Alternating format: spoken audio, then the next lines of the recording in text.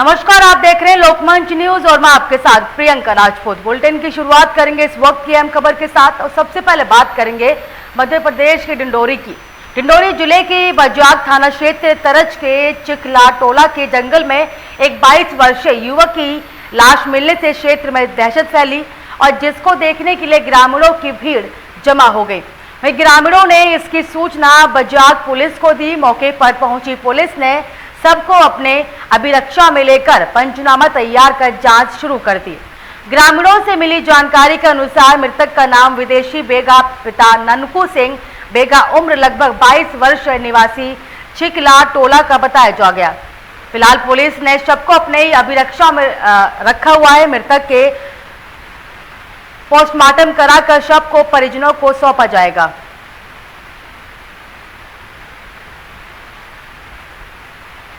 और हम लोग इतना जानते हैं, हम लोगों को सूचना हुआ, मैं सवेरे अपने कार्यस्थल स्टाफ डैम पर जा रहा था।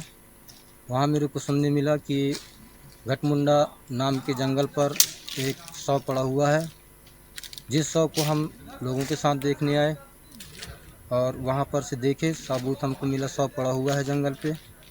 और लोगों को पूछा गया तो ये बोल रहे थे कि अपनी पत्नी के साथ जो है लगभग 4-5 बजे के टाइम पर शुक्रवार को अपने ससुराल छिलपीड़ी ग्राम में जा रही थी। ये मैं तो चिकला टोला के रहने वाली हूँ।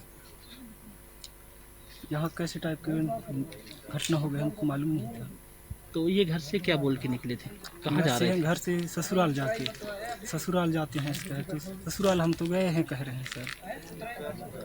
अब उधर से अब इधर कैसे पता नहीं। किसके साथ निकले थे ससुराल? उन दोनों पति पत्नी।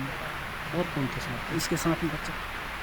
ग्वालियर के थाटीपुर थाना इलाके में चोरी के 2 बड़े मामलों को सुलझाते हुए पुलिस ने चोर गैंग गिरोह के तीसरे सदस्य को भी दबोच लिया है, जबकि 2 अन्य साथी पुलिस ने पूर्व में ही दबोच लिए थे। और ग्वालियर एसएसपी अमित सांगी ने बताया कि थाटीपुर इलाके में शकुंतलापुरी और नेहरू नगर में चोरी की 2 बड़ी वारदातें हुई थी और जिसमें 3 आरोपियों द्वारा इन वारदातों को अंजाम दिया गया था और जिसमें 2 आरोपियों को ब्रेजा कार, बाइक और आईफोन सहित पहले ही दबोच लिया गया था, जबकि उनके तीसरे साथी की तलाश पुलिस को थी और जिसके पास चोरी की घटनाओं का पूरा कैश रखा हुआ था।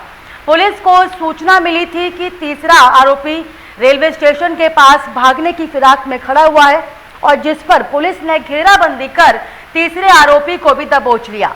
पकड़े गए आरोपी के कब्जे से पुलिस ने 5.5 लाख कैश और अन्य सामान बरामद किया। आरोपियों ने सहकारी बैंक के कर्मचारी के घर से चोरी की वारदात अंजाम दी थी और जिसमें बैंक का कुछ भी रुपये चोरी हुआ है और जिसे पुलिस द्वारा बरामद कर लिया गया है। पुलिस पकड़े गए आरोपियों से पूछताछ कर रही है और जिससे चोरी की अन्य वारदातों को खुलासा हो सकेगा।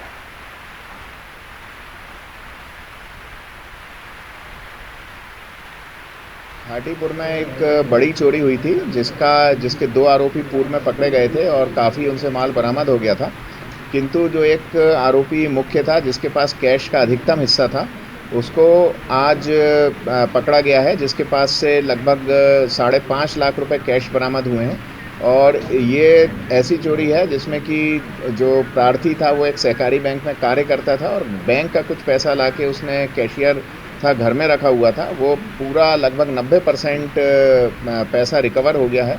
ये जो 3 चोर पकड़े गए हैं इसमें से 2 का क्रिमिनल रिकॉर्ड है, एक के बारे में अभी पूछताछ की जा रही है।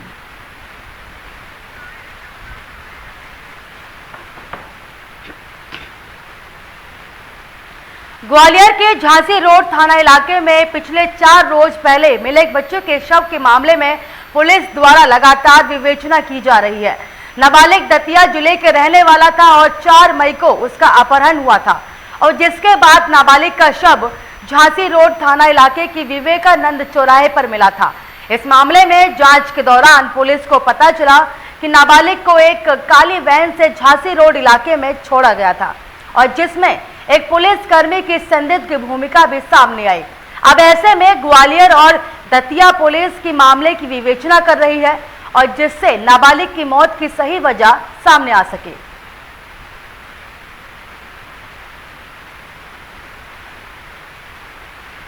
थाना झांसी रोड में एक 10-12 साल के बच्चे का शव बरामद हुआ था और उस पर मर्ग कायम करके विवेचना की जा रही थी और उसमें एडिशनल एसपी साउथ, सीएसपी विश्वविद्यालय और थाना झांसी रोड के टीआई द्वारा प्रयास किया जा रहा था कि ये बॉडी किसकी है, कहाँ से आई। मीनवाइल ये पता चला कि दतिया ज़िले से एक बालक की गुमशुदगी 4 तारीख को दर्ज हुई है और उसमें अपहरण का केस दर्ज हुआ है। ये इसकी शिनाख्त हुई थी, परंतु सीसीटीवी फुटेज और कुछ ग्राउंड इन्फॉर्मेशन जो कि टीआई झांसी रोड को पता चली थी, उस आधार पे एक कार आइडेंटिफाई हुई थी और इसमें एक पुलिसकर्मी को चिन्हित किया गया है। चूँकि ये केस मूलतः दतिया में दर्ज है और उसी के अनुक्रम में ये आगे बढ़ रहे हैं। तो जौनपुर में रोडवेज परिसर के किनारे झाड़ी में एक व्यक्ति का शव मिलने से सनसनी फैल गई।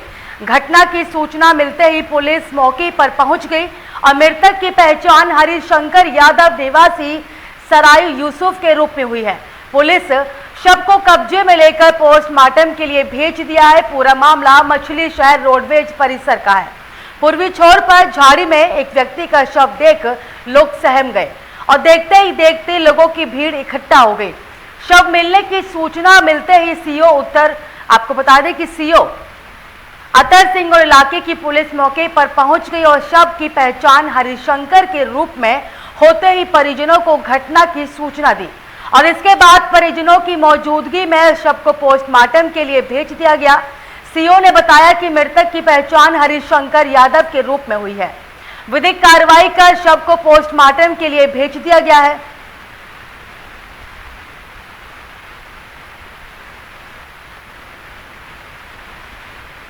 आज दिनांक 9/5/22 को रोडवेज परिसर के निकट थाना मछली शहर जनपद जौनपुर में एक मृतक हरिशंकर सन ऑफ राम गरीब यादव निवासी सराय यूसुफ उम्र करीब 54 वर्ष, जो शादीशुदा नहीं थे, घर से बाहर रहते थे। अक्सर पिछले 4 दिनों से अपने घर नहीं गए थे। रोडवेज परिसर के पास लोग का शव मृत अवस्था में मिला है। सबको कब्जे में लेकर विधिक कार्रवाई की। जौनपुर सपा अध्यक्ष अखिलेश यादव के आदेश पर जौनपुर पहुंचे नेता विरोधी दल संजय लाठर ने जिले के धर्मापुर निवासी बादल यादव हत्याकांड के बाद परिजनों से मुलाकात की। नेता विरोधी दल के पहुंचते ही जिले की सियासी हलचल तेज हो गई और नेता विरोधी दल विधान परिषद के संजय लाठर जौनपुर पहुंचते ही सबसे पहले मृतक के परिजनों से मुलाकात कर उन्हें हर संभव मदद कराए जाने का भरोसा दिया। वहीं एक सवाल पर कहा कि मामले में जिलाधिकारी मनीष कुमार वर्मा एसएसपी अजय कुमार साहनी से भी वार्ता करेंगे। जो हत्या के आरोपी हैं बीजेपी नेताओं के संरक्षण में गुंडा है, इसलिए पुलिस कोई कार्रवाई नहीं कर रही है और इसके लिए हम आवाज लखनऊ में उठाएंगे। उत्तर प्रदेश में सिर्फ ठोकों की बता दें कि राजनीति चल रही है, आम पब्लिक की सुरक्षा नहीं है।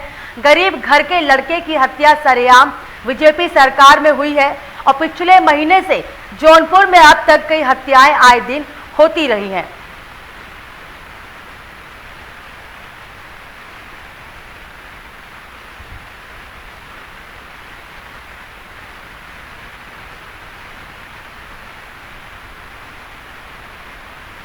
आपको बता दें कि अखिलेश यादव के आदेश के बाद जौनपुर पहुंचे नेता विरोधी दल संजय लाठर और साथ ही बादल हत्याकांड के परिजनों से मुलाकात की और साथ ही परिजनों को आश्वासन दिया हर संभव मदद देने के लिए। नेता विरोधी दल के पहुंचते ही जिले की सियासी हलचल तेज हो गई और नेता विरोधी दल विधान परिषद के संजय लाठर जौनपुर पहुंचते ही सबसे पहले मृतक के परिजनों से मुलाकात की।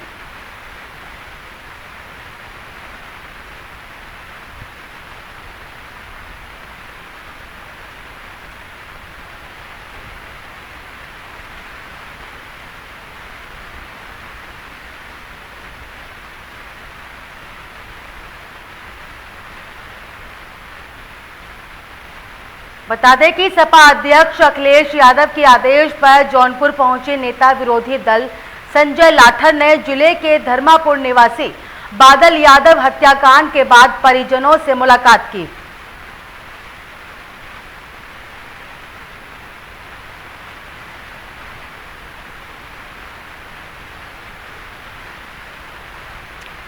इस खबर पर तमाम जानकारी के साथ हमारे संवाददाता मनीष फोनलाइन पर जुड़े हैं। मनीष, नेता विरोधी दल संजय लाठर आज बादल हत्याकांड के परिजनों से मुलाकात की और हर संभव मदद देने का आश्वासन दिया। हाँ, आपको बता दें ये पूरा मामला जो है गौरा बासापुर थाना क्षेत्र में, जहाँ पे जो है ये पहलवान बादल यादव का कहीं न कहीं देखा जाए तो कहीं न कहीं पुराना जो है विवाद रहा था, जिसको लेके एक ही जगह अंडे खाने को लेके एक पक्ष वहां था, दूसरा पक्ष पहुंचा, उसी में कहीं बात कही हुई और वहीं पे जो है अगले पक्ष ने चाकू से जो है हमला किया, जिसमें बादल यादव की मौके पे ही मौत हुई और एक साथी गंभीर रूप से घायल हुआ, जिसे ट्रॉमा सेंटर भर्ती कराया गया इलाज के लिए। चलिए, आपका तमाम जानकारी के लिए बहुत शुक्रिया।